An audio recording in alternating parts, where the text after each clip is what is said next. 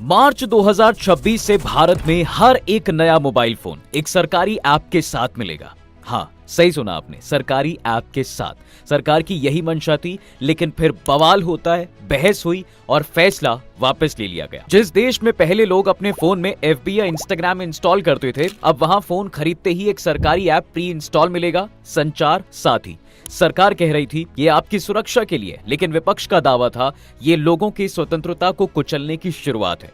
तो सवाल है कि इसका क्या सच है साहब? क्या ये ऐप आपकी जासूसी कर सकता है? क्यों इसे हर मोबाइल में डालने की इतनी जल्दी थी और आपको इसे डाउनलोड करना चाहिए या फिर नहीं? जानेंगे इन सभी सवालों के जवाब आज के इस वीडियो में। देखिए, इस ऐप के डाउनलोड की सच्चाई आगे इस वीडियो में जानेंगे, लेकिन उससे पहले समझ लेते हैं कि संचार साथी है क्या। दरअसल संचार साथी भारत सरकार के डिपार्टमेंट ऑफ टेलीकम्युनिकेशंस का एक साइबर सिक्योरिटी प्लेटफॉर्म है। पहले इसे मई 2023 में वेब पोर्टल के रूप में लॉन्च किया गया। फिर 17 जनवरी 2025 को इसका मोबाइल ऐप आता है, एंड्रॉइड और iOS दोनों पर। और इसका फायदा ये हुआ कि अब तक 42 लाख से ज्यादा चोरी या गुम हुए फोन ब्लॉक किए जा चुके हैं। 26 लाख से ज्यादा फोन खोजे जा चुके हैं। लोग अपने नाम पर कितने सिम चला रहे हैं ये देख पा रहे हैं। किसी भी मोबाइल के IMEI की असलियत चेक कर सकते हैं। यानी अगर किसी का फोन चोरी हो गया तो वो पुलिस थानों में चक्कर लगाने के बजाय इस ऐप से IMEI को ब्लॉक कर सकता है। ये ऐप सीधे जुड़ा है CEIR यानी कि सेंट्रल इक्विपमेंट आइडेंटिटी रजिस्टर से। CEIR भारत का सबसे बड़ा IMEI डेटाबेस है, जहां पर मोबाइल फोन का रिकॉर्ड रखा जाता है। इसका सीधा सा मकसद है साइबर फ्रॉड कम करना, चोरी हुए फोन को ट्रैक करना और फर्जी IMEI वाले डिवाइस को पकड़ना।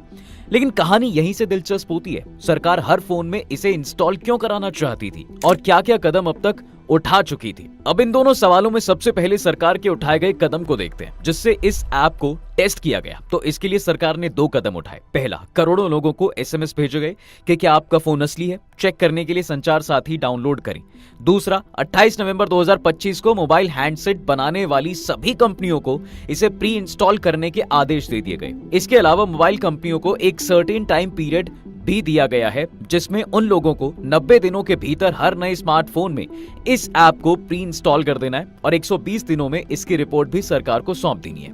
लेकिन ये सब इतना जल्दी में करने के आदेश दिए जा रहे हैं कि इस पर सवाल उठने लगे हैं। हालांकि इस पर सरकार का भी कहना है कि भारत साइबर फ्रॉड की राजधानी बन रहा है। यहाँ सिर्फ 2024 में 22.68 लाख साइबर फ्रॉड्स दर्ज किए गए, 9.42 लाख फर्जी सिम रिकॉर्ड किए गए हैं, 2.63 लाख IMEI से जुड़े फ्रॉड पकड़े गए हैं और 2025 में साइबर फ्रॉड में भी राजधानी बहुत आगे है। सिर्फ दिल्ली में ही 4 लाख फोन चोरी हुए हैं। इसे ही रोकने के लिए सरकार इस ऐप को सभी हैंडसेट्स में प्री इंस्टॉल कराना चाहती है। वहीं DOT यानी डिपार्टमेंट ऑफ टेलीकम्युनिकेशंस के अनुसार ये सिर्फ उन लोगों की सुरक्षा के लिए ही है।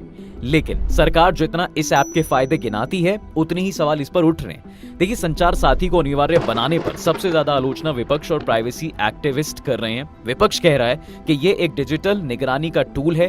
प्रियंका गांधी ने तो इसे जासूसी ऐप तक बता दिया, साथ ही लोगों की प्राइवेसी पर भी चिंता जताई। वहीं कांग्रेस महासचिव KC वेणुगोपाल ने कहा, पेगासस याद है, अब सरकार इस ऐप के जरिए लोगों की जानकारी लेना चाहती है। अब इन लोगों ने तो एटलीस्ट प्राइवेसी से रिलेटेड सवाल उठाए, लेकिन शिवसेना UPT नेता प्रियंका चतुर्वेदी ने तो इसे टीवी रियलिटी शो से ही कंपेयर कर दिया। उन्होंने कहा कि ये बिग बॉस जैसा निगरानी सिस्टम है, इसे डिलीट नहीं किया जा सकता। सबसे बड़ा खतरा यही है। इन सब सवालों पर केंद्रीय संचार मंत्री ज्योतिरादित्य सिंधिया ने भी कहा कि संचार साथी ऐप को इंस्टॉल करना पूरी तरह से ऑप्शनल है। साथ ही ये भी कहा कि लोगों की सुरक्षा की नजर से हम इस ऐप को लोगों तक पहुंचाना चाहते हैं, जिससे वो इसके फायदे के बारे में जान सके। ये हमारा कर्तव्य है।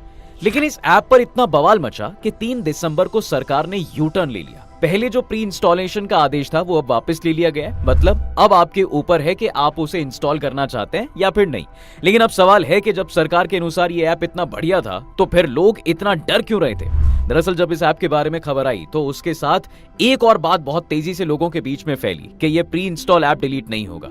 और यही कारण एक बहुत बड़ा साइकोलॉजिकल फैक्टर भी था कि सरकार जबरन मेरे फोन में क्या डाल रही है। और लोग इस आइडिया से भी असहज थे कि क्या ये ऐप जासूसी कर सकता है। अब इस सवाल पर साइबर एक्सपर्ट भी अलग अलग अपनी राय देते हैं, लेकिन उससे पहले आते हैं विवाद वाले हिस्से पर कि ये ऐप कौन सी परमिशन मांगता है और कितनी। इसका जवाब है सिर्फ दो। पहली, एसएमएस भेजने की परमिशन, दूसरी कॉल मैनेज या फिर कॉल रीड। और परमिशन मांगने के साथ भी ये लिखा है कि अगर आप कई महीने ऐप ना चलाएं तो ये परमिशन हटा दी जाएगी। अब वापस आते हैं एक्सपर्ट्स की राय पर कि उनके अनुसार क्या है इस ऐप के मायने। साइबर एक्सपर्ट डॉक्टर रक्षित टंडन के अनुसार ये ऐप जासूसी नहीं कर सकता, क्योंकि ये कैमरा, माइक्रोफोन, फाइल्स का एक्सेस नहीं लेता और ना ही डेटा कलेक्ट करके शेयर करता है। लेकिन दूसरी तरफ इंटरनेट फ्रीडम फाउंडेशन के फाउंडर और डायरेक्टर अपार गुप्ता इसे सच नहीं मानते हैं। उनके अनुसार ऐप एक बार इंस्टॉल्ड हो जाने के बाद अपडेट करके जो चाहे परमिशन जोड़ी जा सकती है। वहीं डिजिटल पॉलिसी एक्सपर्ट निखिल पहावा इसे पब्लिक रिएक्शन का टेस्टिंग फेज कह रहे हैं। यानी एक बार जबरन ऐप इंस्टॉल होना शुरू हो गया तो भविष्य में निगरानी वाले ऐप भी डाले जा सकते हैं। प्री इंस्टॉल ऐप का डेटा कभी भी ब्रीच हो सकता है। इसका एक बेस्ट एग्जांपल आधार डेटा लीक है। शायद आप सबको याद ही होगा कैसे जनवरी 2018 में द ट्रिब्यून के रिपोर्टर ने आधार डेटा खरीदा था। और ये बात तो सबके लिए शॉकिंग ही थी, लेकिन इससे सरप्राइजिंग बात इसमें से ये थी कि इस डेटा को खरीदने के लिए कई हजारों लाखों रुपयों की भी जरूरत नहीं थी। रिपोर्टर ने सिर्फ 500 रुपए देकर एक व्हाट्सएप ग्रुप के जरिए 1 अरब से ज्यादा लोगों के डेटा को कलेक्ट कर लिया था, जिसमें नाम से लेकर ईमेल तक, पिन कोड से लेकर फोन नंबर तक ऑलमोस्ट सब डिटेल्स थी। हालांकि आधार डेटा का प्रबंधन करने वाली संस्था UIDAI ने इसे गलत और झूठी खबर भी बताया था। तो अब सबसे बड़ा सवाल है कि क्या ये ऐप आज जासूसी कर रहा है? जवाब है नहीं। आज के वर्जन में तो बिल्कुल भी नहीं, लेकिन इसका यह मतलब नहीं है कि ये कभी नहीं करेगा, और ये भी श्योरिटी नहीं है कि जासूसी करने ही लगेगा। ये सब सरकार पर डिपेंड करता है। खैर, अब आते हैं अपने अंतिम सवाल पे, जिसको हमने शुरू में ही आपसे पूछा था कि क्या आपको संचार साथी ऐप डाउनलोड करना चाहिए। इस पर 3 कैटेगरी में हम इसको बांटते हैं। पहला, जिनको एसएमएस आया है। यदि आपके पास कई मोबाइल नंबर हैं, CEIR का डेटा चेक करना चाहते हैं या आपका फोन चोरी हो गया था तो ऐप काम का है। दूसरा, जिन्होंने पहले ही इंस्टॉल किया हुआ है, अगर आप इसका उपयोग कर रहे हैं, कोई दिक्कत नहीं है, तब तो ठीक है, लेकिन अगर प्राइवेसी को लेकर बहुत सतर्क हैं तो अनइंस्टॉल कर सकते हैं। तीसरा, जिनके नए फोन में ये प्री इंस्टॉल होगा, इस पर अभी सरकार कह रही है कि हटाया जा सकता है, लेकिन दिक्कत यह है साहब कि अगर भविष्य में इसे अनरिमूवेबल बना दिया गया तब क्या होगा।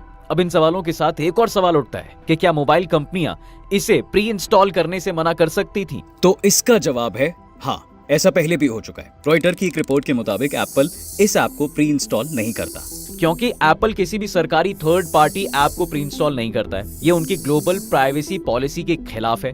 पहले भी उन्होंने भारत सरकार के DND स्पैम ऐप को रिजेक्ट भी किया था। इसके अलावा एप्पल डेटा प्रोटेक्शन एक्ट का हवाला देकर कोर्ट भी जा सकता है। अन्य कंपनियां भी प्राइवेसी या फिर सिक्योरिटी के आधार पर मना कर सकती थी। यानी मामला ऐप का नहीं, मामला प्राइवेसी का था। हालांकि सुरक्षा जरूरी है। आज के टाइम में साइबर फ्रॉड एक रियल समस्या है, लेकिन प्राइवेसी भी एक मौलिक अधिकार है। इसलिए सवाल ये नहीं है साहब कि ऐप अच्छा है या बुरा, बल्कि सवाल ये है कि क्या किसी सरकार को यह अधिकार होना चाहिए कि वो आपके फोन में जबरन क्या इंस्टॉल करे। क्या आपको लगता है कि सरकार को आपके पर्सनल डेटा में झांकने का अधिकार होना चाहिए? कमेंट में मुझे जरूर बताइएगा।